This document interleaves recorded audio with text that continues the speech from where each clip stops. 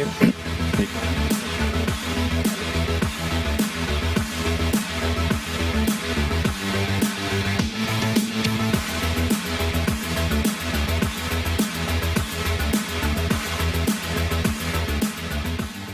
Buenos días, 8 de la mañana, esa es la imagen, la de Powell, pero nos falta la imagen buena. La del primer día en el que Powell duerme de una tacada. En el que el primer día en el que Powell puede dormir tranquilo. El primer día en el que Powell piensa, después de hace un año y medio, que está haciendo de verdad las cosas correctas. Porque aunque no subiera tipos de interés antes, hasta el propio Powell debe saber en su interior que no ha hecho las cosas bien y que por eso estamos donde estamos. Ojo, porque el dato de inflación de ayer, el del 7,7, es el primer dato de inflación menor al del inicio de la guerra de Ucrania. El dato del 7,7 lo vivimos en enero. Por lo que, fíjense si ahora se lanzan todos esos mensajes pesimistas con el 7,7 de que hay que seguir subiendo tipos a pesar de la bajada. ¿Qué hacía Powell en enero con un 7,7% de inflación? ¿Qué hacía Powell en ese entorno del 7,7 sin subir los tipos de interés? Powell se durmió, ahora duerme bien, pero a principio de año tenía esto totalmente fuera de lugar. Y sin embargo, fíjense cómo ahora sí sube tipos, o sea, ahora sí baja tipos, ahora sí sube tipos, pero no lo quería hacer al inicio del año. Ojo, porque este día, marcado por la inflación que conocimos ayer, que nos ha cambiado el paradigma, sobre todo a la hora de la inversión, para ver de qué manera ahora sí hay productos que pueden empezar a jugar en la bajada de los tipos de interés cuando se produzca el año que viene. Ahora sí hay productos que empiezan a jugar con la bajada de la inflación. Teníamos o estábamos esperando los datos de Reino Unido, los datos también de Alemania, y los datos sobre todo de Reino Unido están sorprendiendo para bien. El dato trimestral de Producto Interior Bruto de la economía británica es un menos 0,2. Es mejor dato que el dato anterior, que era menos 0,3, y se esperaba que profundizara la caída de la economía. Se esperaba que fueran del menos 0,5. Al final la economía británica cae un menos 0,2 trimestral, empieza el proceso de la recesión, pero empieza el matiz del larga y profunda. Empieza el matiz de si la recesión puede ser simplemente más ligera y puede evitar una recesión que golpee directamente de manera mucho más fuerte al empleo y al conjunto de la economía. En dato interanual, el crecimiento de la economía británica también es mejor de lo que se esperaba. Está creciendo un 1,3% cuando el mercado esperaba que solo lo hiciera un 0,9%, cuando venía de crecer un 2%. Tenemos también el movimiento de producción industrial, un movimiento de producción industrial en el que vemos cómo el movimiento mensual es del 0,2, pero se esperaba un menos 0,3 y viene de negativo, viene en menos 1,8. Los datos de Reino Unido son muy buenos esta mañana.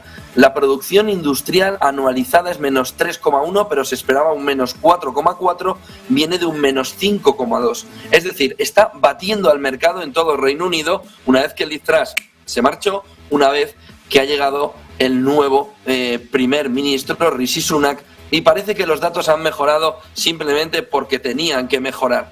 El dato de inflación mensual en Alemania se mantiene en el 1,1, el dato de inflación en Alemania interanual se mantiene en el 10,4.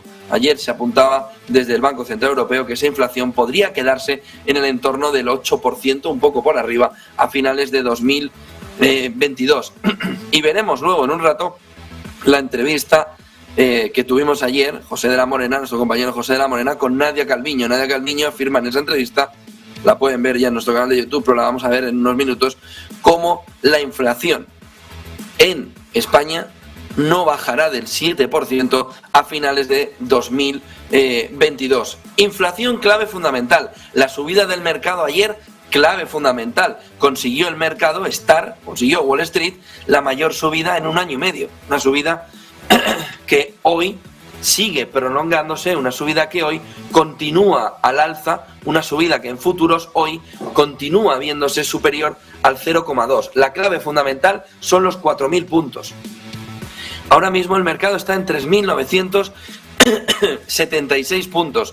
Camina el S&P 500 hasta esos 4.000, que sí serían un revulsivo importante desde los mínimos que tocamos a finales de octubre.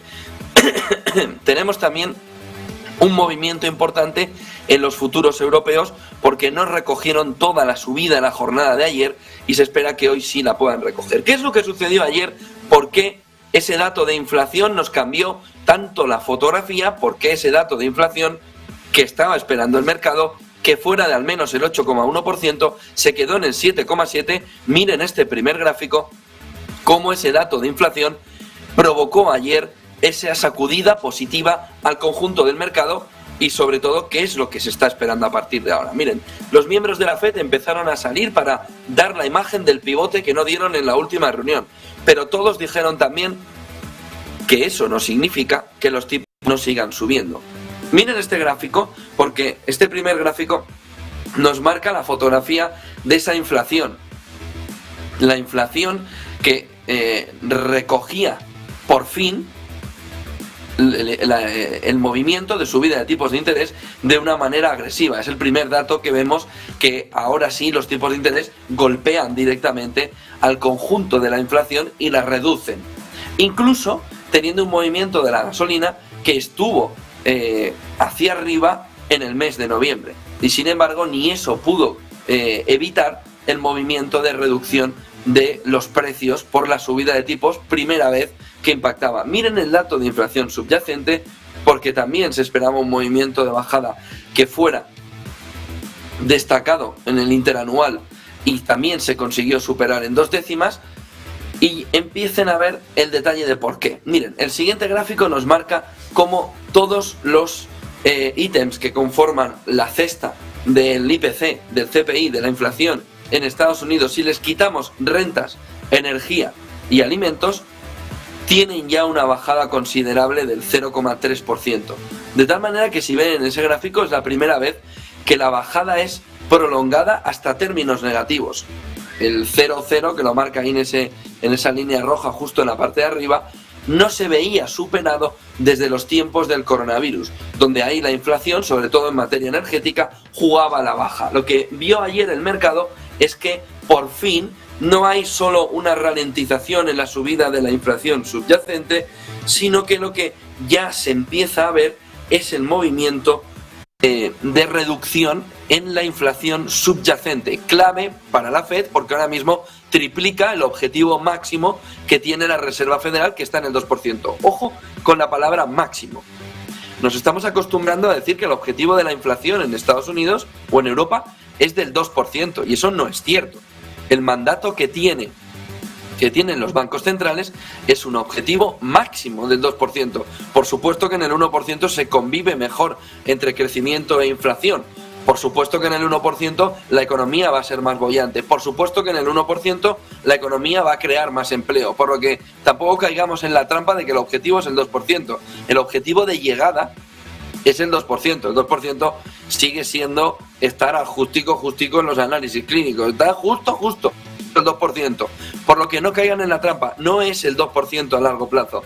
Es estar por debajo del 2%. Algo que la FED ni tan siquiera tiene ahora mismo en ese planning de medio-largo plazo. Pero este gráfico de todos los ítems, menos alimentos, rentas y energía, le pone a la FED en el buen camino. Miren el siguiente gráfico, porque aquí podemos ver cómo se van comportando esa contribución de la inflación en distintas partes. Por supuesto, energía, que había conseguido contenerse, es la parte rosita, había conseguido contenerse en los últimos 3 meses, ha conseguido ahora, no ha conseguido estar otra vez en positivo, es decir, está aportando otra vez inflación al conjunto de la economía de Estados Unidos, cuando venía de un movimiento de reducción de los últimos meses. Ojo con servicios, excluyendo alimentos y energía, que es el siguiente punto que hace daño al crecimiento, que hace daño ahora mismo al conjunto de la inflación. Ese dato es sensiblemente negativo, ese dato que estamos viendo ahí en color más marroncito, ese dato de servicios, es ahora mismo el punto que la Fed está mirando con más detenimiento, porque no termina de entender, no termina de ver que sea el dato que espera la Reserva Federal. Y luego tienen en la parte de abajo, ese top 5, ese top 5 de contribuidores individuales al CPI de manera mensual.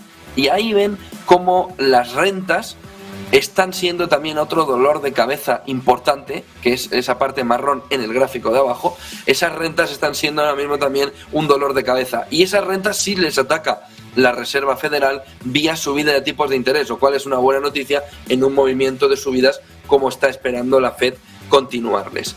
Miren el siguiente gráfico, porque nos marca cómo el principal protagonista ayer, aparte de Wall Street, en el movimiento de inflación hacia arriba fue el euro. El euro consiguió recuperar el 1,02. Bueno, el 1,02 era un sueño para Christine Lagarde. Si Powell hoy por fin ha podido dormir con pantuflas, con el gorro, ha podido dormir encantado de la vida y probablemente va a estar durmiendo 14 horas seguidas, a Lagarde este gráfico le hace pensar que las cosas no están tan bien a pesar del 1,02. Miren, el dato de la debilidad del dólar ayer, después de conocer el dato de inflación, era esperada, el movimiento alcista del euro, la capitulación de los bajistas contra el euro ayer sí fue sonada, se esperaba, ese movimiento a la baja, ese movimiento donde los mercados habían capitulado en la operación a la baja del euro y sobre todo ese IPC subyacente de Estados Unidos, es el último clavito que le faltaba a la madera para ponerle. Pero la inflación subyacente, la parte azul, es mucho más débil en la zona euro que en los Estados Unidos, en esta comparación que están viendo de gráficos. Por lo que la inflación no es una historia alcista para el euro, no es una cuestión alcista para el euro.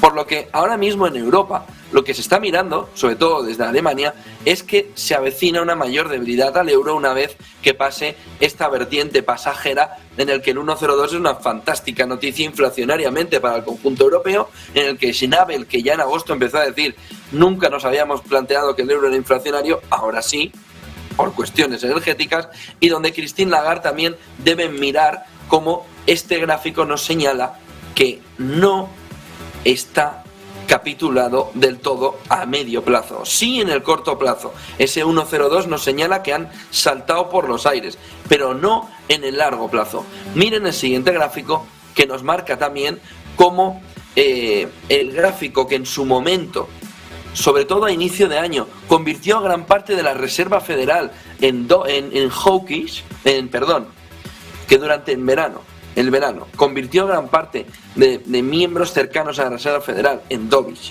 en palomas, que es ese peso combinado de los artículos del IPC con una inflación de más del 2%, con una rápida caída iniciada en julio, esta falsa señal que tuvimos y que se ve muy bien en el mes a mes, en este gráfico, pero también en el posicionamiento de la línea azul, nos enseña que Estados Unidos ya no está en una situación de sobrecalentamiento de su economía. En líneas generales, sobre los productos que no tienen que ver ni con rentas, ni con alimentos, ni con energía. Por lo que ahora sí, si la Fed se equivoca en no pivotar, estaría entrando la Fed en un terreno muy peligroso deflacionario, y que aunque el concepto deflacionario pueda gustar en este entorno al mercado por estar saliendo de un mercado inflacionista, las consecuencias pueden ser muy, muy malas. De tal manera que lo que nos está marcando el mercado con este gráfico es que ha llegado el momento del pivote, que sí que pudo haber una falsa alarma en julio, pero que esa alarma que en julio se empezaba a lanzar ahora ya se ha terminado de producir. Ahora mismo Estados Unidos ya no vive una situación de sobrecalentamiento, vive una situación de salida de un dato de inflación muy elevado por haberlo dejado crecer excesivamente, sobre todo por parte de la Fed, en un error que, no nos equivoquemos, a pesar de la buena noticia de ayer, sigue siendo histórico. Se recordará a Powell precisamente por este error, por mucho que consiga rebajar la inflación. Y ojo, porque puede entrar en problemas o en errores que todavía empeoren todavía la imagen que de él se tenga a futuro. Miren el siguiente gráfico, porque una ralentización generalizada de la inflación intermensual, como empezamos a ver que se puede producir, es ahora mismo clave para que la Fed frene las subidas y reduzca el riesgo de un endurecimiento excesivo. En este gráfico se empieza a ver cómo el movimiento de reducción ahora sí es fuerte de manera mensualizada. Ahora sí la Fed debería empezar, sobre todo viendo, salvo en servicios y rentas, como un endurecimiento excesivo, con subidas de tipos de interés que se pasen de la raya, que crucen la línea roja, puede estar afectando a una depresión económica, puede estar impulsando a una recesión profunda, de la que sí tiene la receta, bajar tipos de interés, pero que no se equivoque la Reserva Federal ni el Banco Central Europeo, no va a poder bajar tipos de interés en el próximo año y medio. Por lo que si la única receta que saben los bancos centrales para impulsar la economía, que es con su política monetaria, la bajada de los tipos de interés, junto con el estímulo monetario, esa bajada de tipos de interés, no la podría hacer en el caso de una recesión, porque no se va a ver en porcentajes de inflación inferiores al 5 o al 4,5%, al menos en los próximos 9 meses según los analistas. Miren el siguiente gráfico, porque que la inflación estadounidense se esté desacelerando no significa que la caída del euro a medio o largo plazo haya terminado. ¿Hasta qué punto ese false friend, ese engaño que podemos estar viendo dentro de un euro con una cotización de 1,02 no puede estar engañándonos dentro de un core CPI, de una inflación core sin alimentos y sin energía, que puede sorprender relativamente al consenso, pero que está desviado su estándar históricamente, de tal manera que no tenemos todavía esa visión general de hacia dónde puede de verdad recaer ese movimiento de inflación. Miren el siguiente gráfico, porque viendo interanualmente, el petróleo, en este caso toda la gasolina y el diésel, siguen siendo parte fundamental, con un movimiento del fuel oil que se está encareciendo en el último año un 70%. Cuando vemos el dato del 7,7, no nos podemos engañar sobre la realidad, el impacto que tiene en los ciudadanos ese movimiento de los precios de la energía relacionado con el diésel y con la gasolina, 70% de subida. Tenemos lo que más está relacionado con el movimiento del petróleo al alza, que es también todo el movimiento de aerolíneas, con un crecimiento superior al 40%, y luego tenemos ya todos los tipos de gasolina ya repercutidos en un precrecimiento por encima del 10%, en el entorno del 20%, electricidad también por encima del 10%, todo el mantenimiento y reparación de vehículos en el entorno del 10%. Miren el siguiente gráfico, que nos marca en tasa mensual cómo ese movimiento del CPI en azul, de la inflación normal, y de la inflación core, la subyacente, en la parte naranja, en el color naranja, nos está marcando cómo ahora sí la inflación por fin ve un camino de reducción, después de haber sido muy resistente en los últimos 2 meses. Pero ahora sí se ve un camino destacado donde se empieza a ver esa caída de la recesión. Miren este siguiente gráfico, que nos marca hasta dónde puede ir el proceso de caída y dónde está el punto peligroso. Miren, porque esa línea roja, ese cuadrado, ese rectángulo, perdón, rojo, nos marca la parte peligrosa. La parte peligrosa empieza en enero. En enero hasta mayo, julio del año que viene, este gráfico nos marca que en mayor o en menor medida la inflación va a bajar.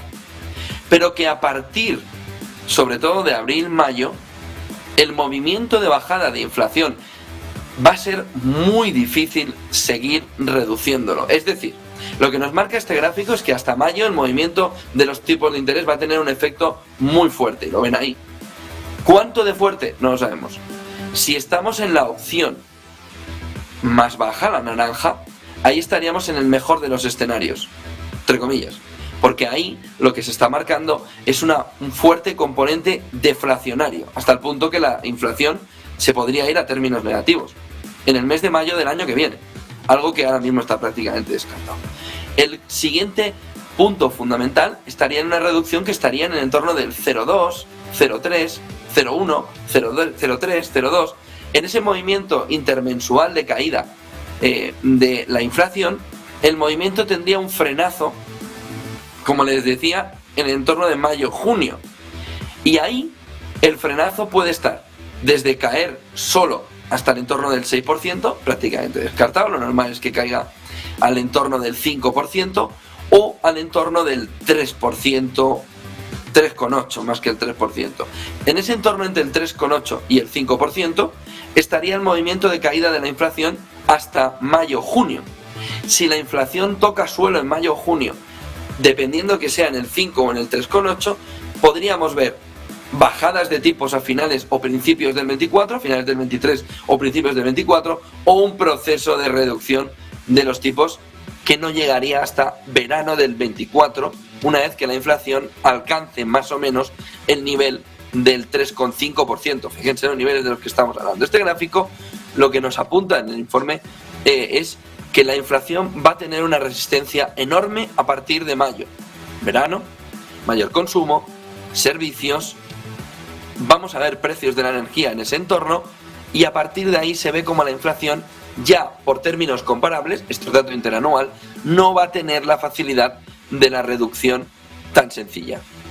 Entramos enseguida en las 5 claves del día, que por supuesto están marcadas por la inflación y cómo ha dormido Powell o cómo está durmiendo Powell en estos momentos con pantuflas, con el gorrito y con todo en el primer día de gloria de descanso que tiene Jerome Powell. Pero hay varias cuestiones clave para contarles en última hora. Ya han visto cómo el crecimiento de la economía británica ha sido mejor de lo que esperaba el mercado. La inflación en Alemania se ha comportado igual, pero hay un punto que acaba de aparecer en la escena y que es importante. Ahora mismo el Bitcoin va a contracorriente. Es verdad que ayer se me dio un subidón descomunal, igual que el mercado, en líneas parecidas. No en el porcentaje, pero sí en la recuperación. Cae un 1,24.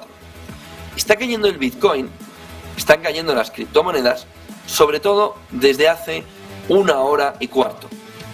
La clave fundamental está en que el problema de FTX, a quien le han trincado en Bahamas, intentando sacar 8.000 millones para pagar, y la Comisión Nacional del Mercado de Valores de Bahamas le ha dicho: Sam, por el de FTX, no por americano, donde vas, no toques ni un duro, no toques ni un dólar. Lo que ahora se está viendo no es solo que uno de los 5 principales exchanges está camino de la bancarrota de manera inexorable, sino que el problema de FTX se extiende a otras empresas cripto. Y eso que ha empezado a cotizarse hace 1 hora y cuarto, sobre las 7 y cuarto, cuando el problemático criptoprestamista BlockFi acaba de decir en un comunicado en Twitter que la compañía ya no puede operar como de costumbre, citando falta de claridad sobre el estado de FTX y Alameda Research. La compañía dice que está limitando la actividad de la plataforma y pausando los retiros de los clientes. Ojo al efecto contagio, ojo al efecto sistémico que estamos empezando a ver. BlockFi, el problemático prestamista, ya está comunicando en Twitter que pidió a los clientes que no depositaran fondos en este momento. Lo está diciendo la compañía, que no depositen fondos, y está ya pausando los retiros de los clientes. Le echa la culpa a FTX y a Alameda Research por falta de claridad. Ojo al movimiento de criptomonedas porque van en contra completamente del sentimiento del mercado. Esta mañana alcista, cayendo Solana otra vez un 4,47, cayendo Bitcoin un 1,2, cayendo Binance un 2,27. El movimiento no es de recogida de las ganancias de ayer. El movimiento es porque el riesgo sistémico se está extendiendo. Tenemos otra de las claves importantes de la mañana. China acaba de confirmar que Xi Jinping se reunirá con Biden durante la cumbre del G20, con un tema principal para China: Taiwán. Ojo, porque China confirma que en la reunión del G20 se va a reunir Xi Jinping, recién reelegido emperador, prácticamente, el Palpatine de China. Xi Jinping se reunirá con Biden en la cumbre del G20 como tema principal para China. Taiwán no es para nada el tema principal de Estados Unidos de esa reunión. El tema principal para Estados Unidos es el comercio, donde China le está ganando, pero por todos los lados, sobre todo con la percepción a medio y largo plazo de la compañía. Tenemos resultados también empresariales hasta ahora. Enseguida vamos con las 5 claves. Celnex pierde 255 millones hasta septiembre, 76% más por las adquisiciones. Es el dato que acaba de comunicar la compañía. Ha perdido entre enero y septiembre 255 millones, que en el mismo periodo, debido a amortizaciones y costes financieros asociados a su política de adquisiciones. Además, ha anunciado el cierre definitivo de la adquisición de CK Hutchison en el Reino Unido, que cuenta con una liquidez disponible de 4.300 millones de euros. Ojo, porque la última clave, antes de ver las claves del día, está en el entorno del índice Hang Seng de Hong Kong, que se acaba de disparar en esta jornada un 7% tras comprobar la otra clave, junto con la inflación, más importante del día, que es la relajación de las políticas COVID-0, que ahora sí están llegando ya a distintas partes de China. 7% de subida del Hang Seng, porque ahora, como se estaba viendo en el mercado de petróleo, decía la banca norteamericana hace un par de días, China estaba empezando a comprar petróleo a mansalva, y lo estaba comprando precisamente porque la política de relajación de COVID llega. Y llega en un día muy importante. 5 claves del día. Hemos visto inflación, primera clave. Ojo, segunda clave importante para el impulso del mercado en el rally de fin de año es ese dato de que China empieza a relajar la política COVID. El segundo dato asociado a esa clave del día que viene desde China es que hoy es 11 de noviembre. No parece casualidad que el gobierno chino utilice hoy, 11 de noviembre, esa fecha para relajar esas restricciones COVID. Hoy es el día del soltero en China. Es la gran prueba del consumo ahora mismo en el mundo. El año pasado 136.000 millones de dólares se movieron en este día. 136.000 millones de dólares se movieron en una jornada en la que el mundo entero está mirando si China tiene la recuperación, ese posicionamiento de empezar a relajar su política COVID. ¿Y qué ha hecho hoy China? Relajar la política COVID, precisamente en el día en el que su comercio tiene que empezar a repuntar. Tercera clave del día es la pregunta que los inversores están haciendo hoy sobre si es el momento de la capitulación del dólar. Parece que no, parece que sí.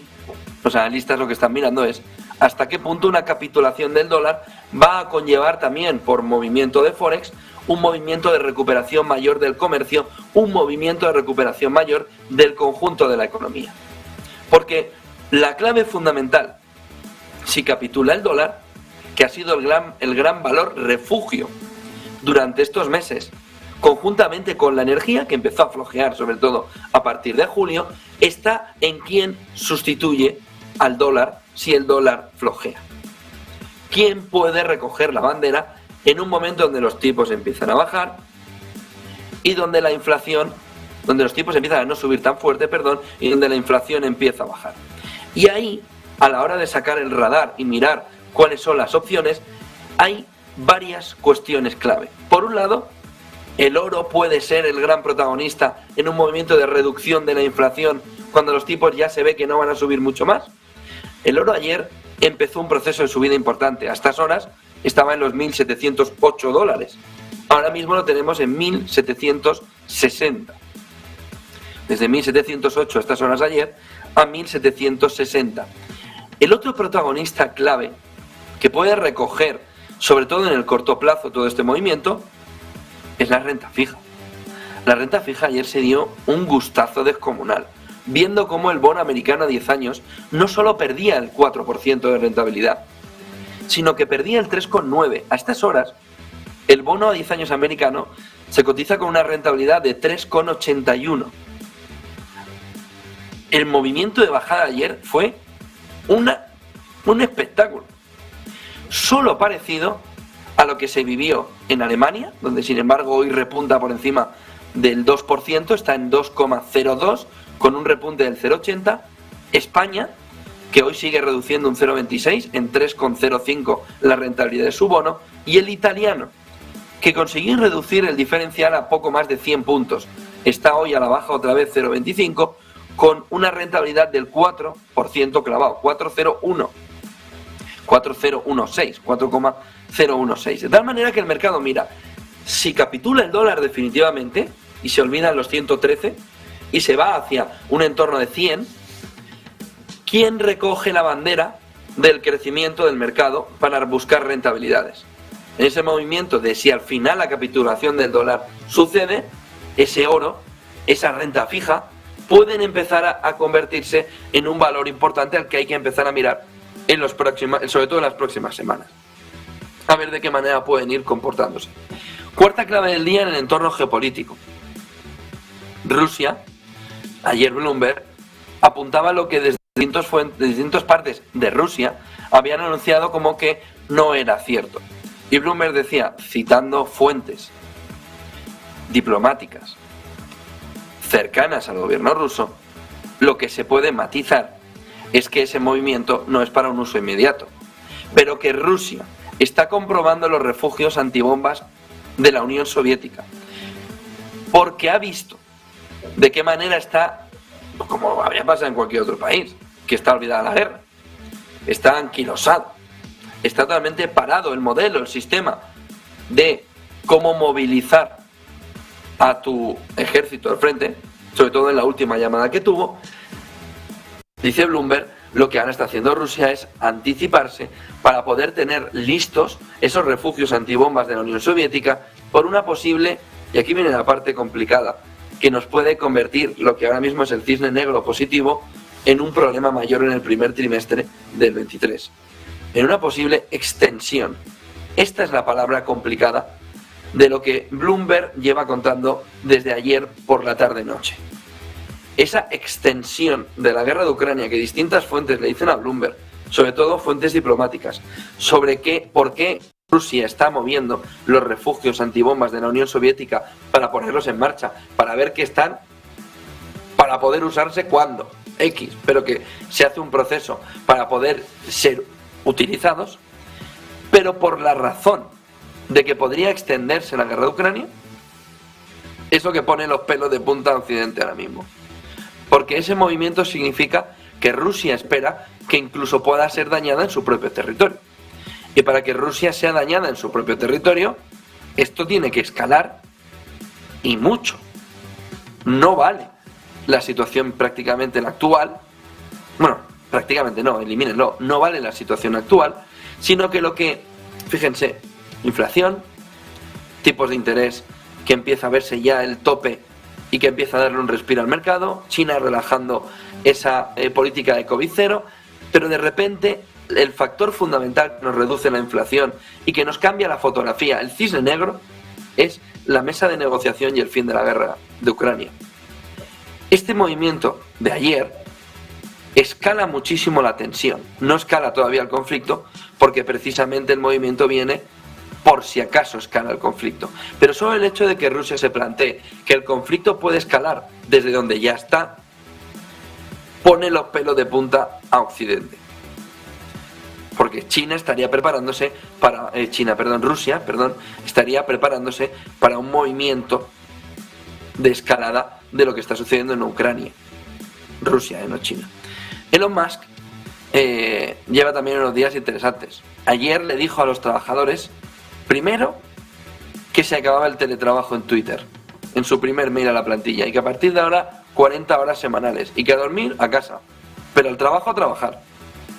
Pero, posteriormente, 11 y media de la noche, Elon Musk le decía a los trabajadores que si el movimiento de pérdida de ingresos continuaba, no descartaba, y citaba al elefante dentro de la habitación, no descartaba incluso la bancarrota de Twitter.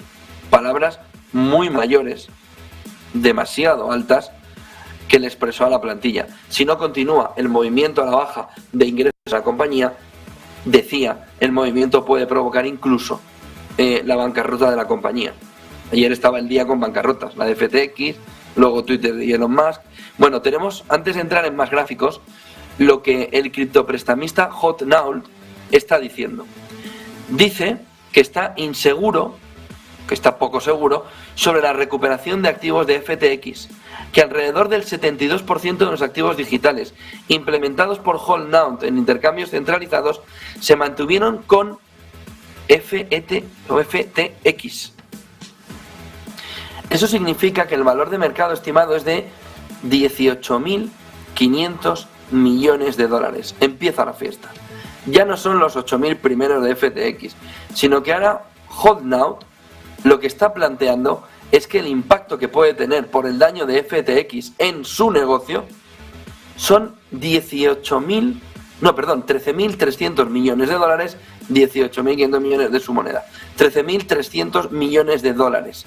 Le han dicho los dirigentes, los gerentes de la compañía, aparte de la cúpula que lleva la gestión legal de la compañía.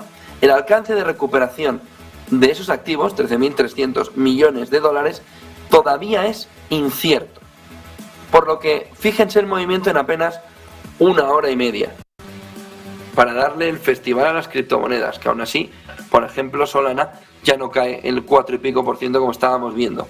Primero, BlockFi dice que esto se está extendiendo por la falta de claridad.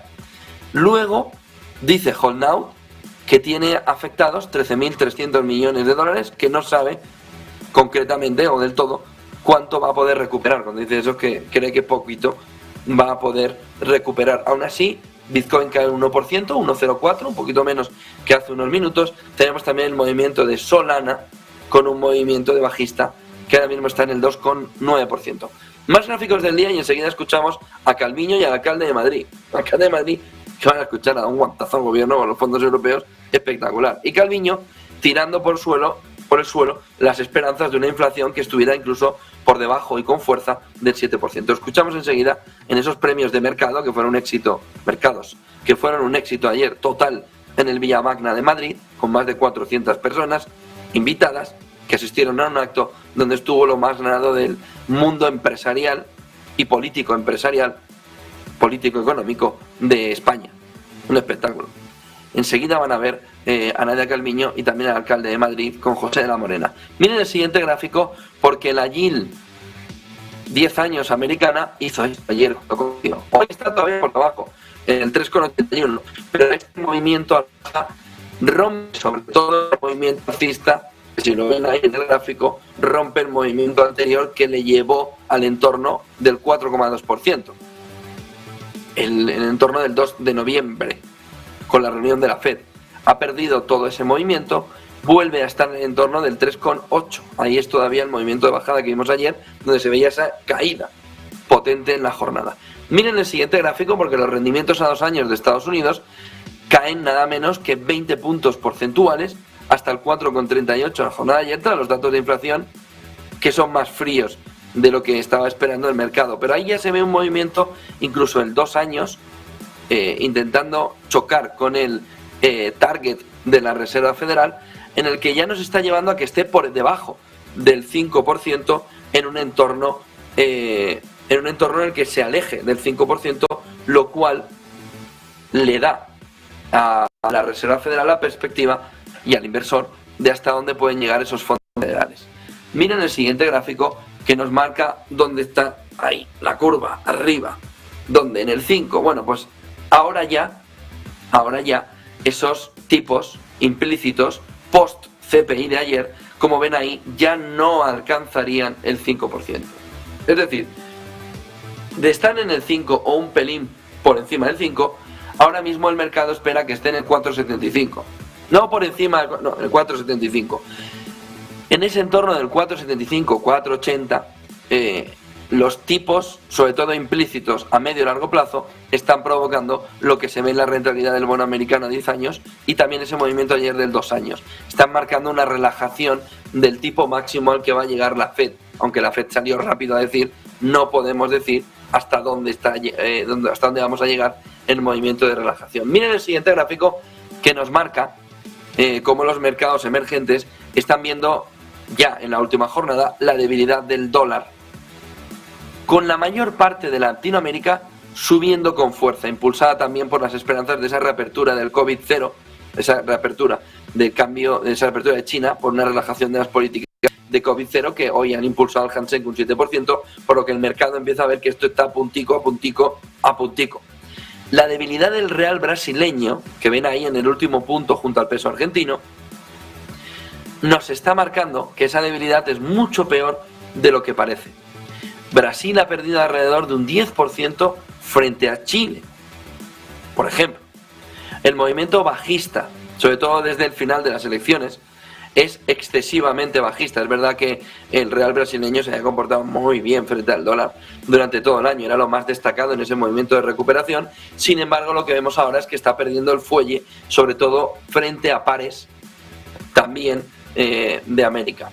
Este gráfico siguiente nos marca cómo FTX recurrió a las cuentas. Nos marca cómo el movimiento en el que FTX recurrió a las cuentas de sus clientes para financiar apuestas que eran arriesgadas para la compañía. Menudo figuras. Provocó principalmente el movimiento de caída. La clave fundamental está en cómo el Sam Bankman-Fried, director ejecutivo de FTX, le dijo además esta semana que Alameda debe a FTX, y ahí está la broma del asunto, $10.000 millones. Ese movimiento en el que ellos han querido hacer ahí una cosa que no está bien, que no se puede hacer. Por eso el regulador hoy en Bahamas le ha dicho que saque las manitas de los $8.000 millones que todavía están allí en Bahamas, que no las va a tocar por el riesgo de lo que pueda suceder en el medio y largo plazo.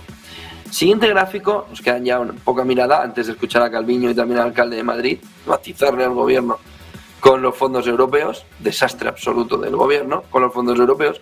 Miren este gráfico de las exportaciones alemanas a Francia y a China. Miren el movimiento hacia Estados Unidos.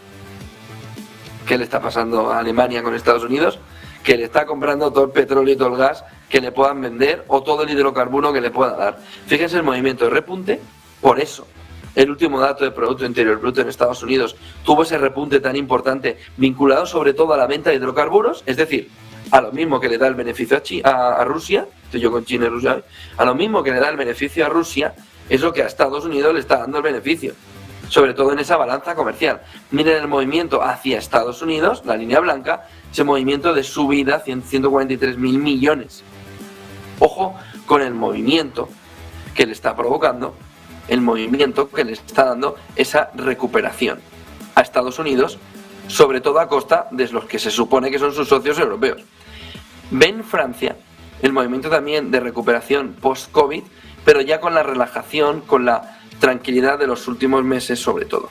Y ven por otro lado hacia China el movimiento de recuperación que se ha frenado, pero que Olaf Scholz ha ido a intentar recuperar porque las importaciones le han crecido mucho y se le han frenado las exportaciones a China, destrozándole la balanza comercial vía China, porque el agujerazo que se le ha plantado en esa balanza comercial es enorme. Y luego un pequeño detalle final en este gráfico de estadista, en el siguiente gráfico, en el que podemos ver como uno de los principales donantes demócratas es el figura de FTX, Sam Bankman-Fried, 39,2 millones de dólares. George Soros, por supuesto, el principal, 128 millones para que ganen esas midterms.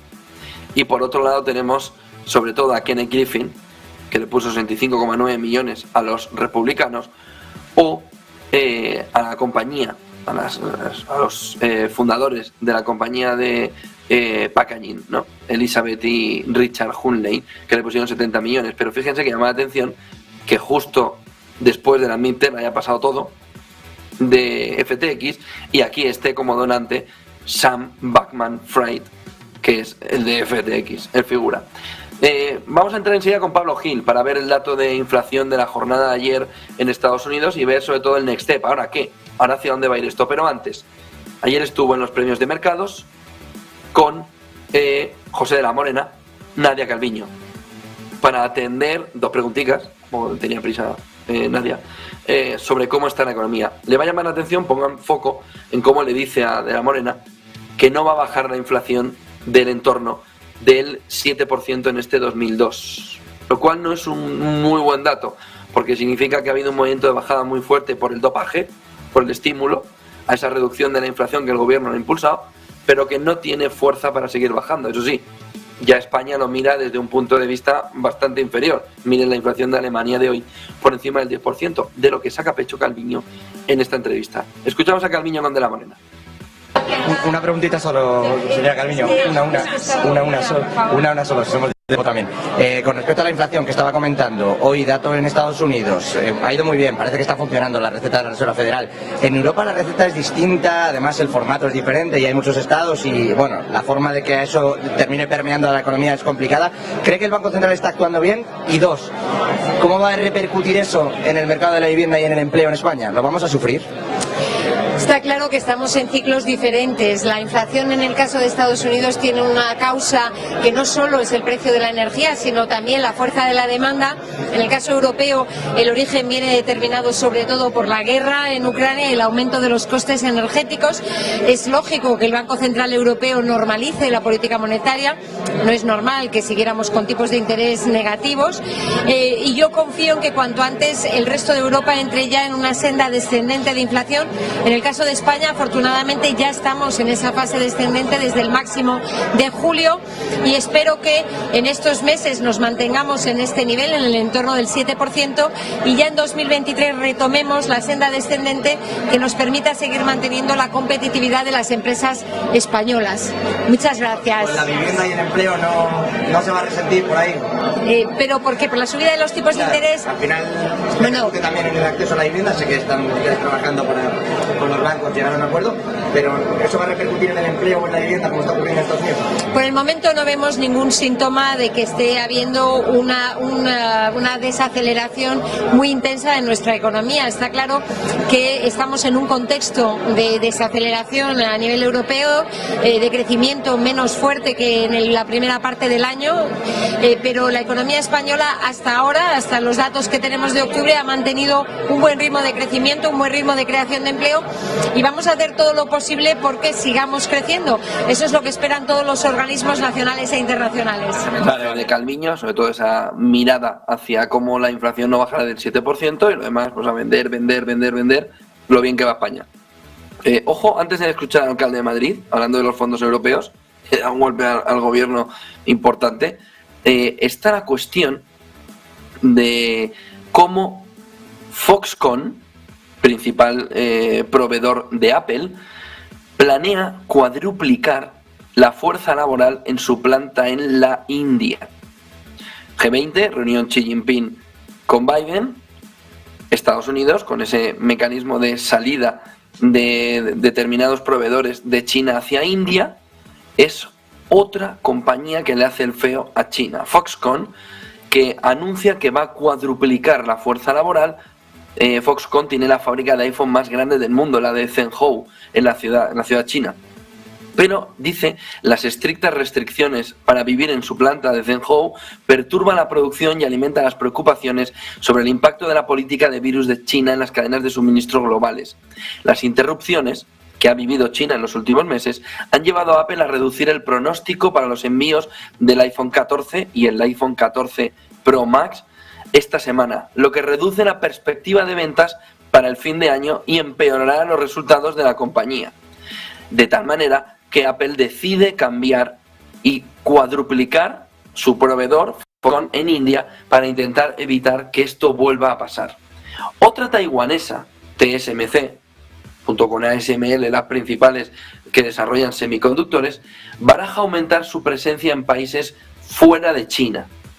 Ojo, porque porque el movimiento llevaría a que se pudiera hacer una inversión de 12.000 millones de dólares en una nueva fábrica en Arizona, Estados Unidos.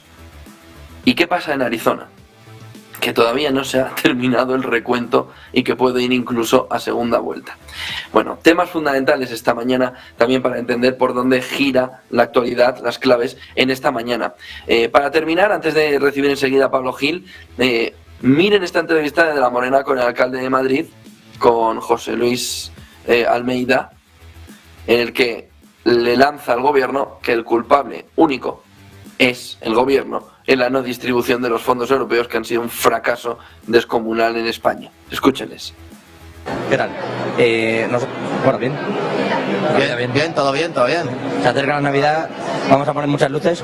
Vamos a poner las luces para que Madrid tenga la decoración navideña que permita además darle un respiro a los comerciantes, que son en los que hay que pensar en la situación y en la actividad económica, y por tanto nosotros lo que queremos es una ciudad viva, una ciudad abierta y una ciudad en la que haya actividad comercial. Dentro de todo eso, está pidiendo el gobierno más fondos a Europa, 6.000 millones más le va a pedir. Ha ejecutado, que sepamos, porque no son muy transparentes, un 16% de esos fondos a cierre de septiembre. No sabemos exactamente qué va a hacer con los siguientes 6.000, pero la sensación es que no le está llegando a esos comerciantes a los que usted alude. ¿Es un problema de los ayuntamientos que no terminan de ejecutar, que no lo pueden pedir, o es un problema del Ejecutivo? Es un problema del Ejecutivo, es decir, igual que los fondos europeos, todos sabíamos que era muy difícil que los pudiéramos ejecutar, y que lo lógico es que si hay una proporción en estos momentos de 80% de gobiernos, 20% sector privado, quizás debería ser 80% sector privado, 20% gobiernos. Nos hubiera permitido ejecutar mucho mejor los fondos europeos. Y luego, como el gobierno de la nación no abre la mano, no nos deja elegir proyectos, no nos deja poner encima de la mesa proyectos, todo tiene que ser como ellos digan y en la cantidad que ellos digan. Y yo pongo ejemplo, a mí me han dado el 93% de los fondos que he solicitado en el Ayuntamiento de Madrid, no me quejo, pero podría haber solicitado bastante más de lo que me han dado y en este momento ya estaría ejecutado. Gracias. 8:52, darle la enhorabuena a los compañeros de mercados con un éxito total en ese evento ayer, en el que Madrid y gran parte de España, pero estuvo hasta Durão Barroso, estaban pendientes de esos premios de mercados que fueron un éxito incomparable. Estaba Toquiqui. Y sobre todo, ayer se puso en solfa también la visibilidad de uno de los principales medios españoles a nivel no solo nacional, sino internacional en información económica, como es Mercados. Enhorabuena a todos los compañeros y a todos los amigos de Mercados que hicieron una labor encomiable, un trabajazo espectacular para conseguir reunir en el Villa Magna a la flor y nata del empresariado español. Espectacular, espectacular. En concreto a su director general, a Rafael López, a Ricardo Ducazcal y sobre todo al máximo dirigente, al alma de Mercados, que es Alejandro Suárez, que ayer recuperó una de las citas clave en el final del año madrileño, que es ir a los premios de Mercados para estar con el entorno de Mercados, para estar con Alejandro, para estar con Ricardo, para estar con Rafa, viendo qué se cuece en nuestro país. 8:53, Marta Vilar. Esto viene hoy con fiesta alcista, esto viene hoy con continuidad, esto viene hoy mirando a los 4.000 puntos en ese SP500, que serían la confirmación de que la inflación ha dado un respiro muy importante y que Powell ha dormido hoy hasta con gorro ahí. Está durmiendo todavía por primera vez en meses con tranquilidad. Pero no olviden un dato, este dato de inflación no deja de ser el más bajo desde antes de la guerra, enero.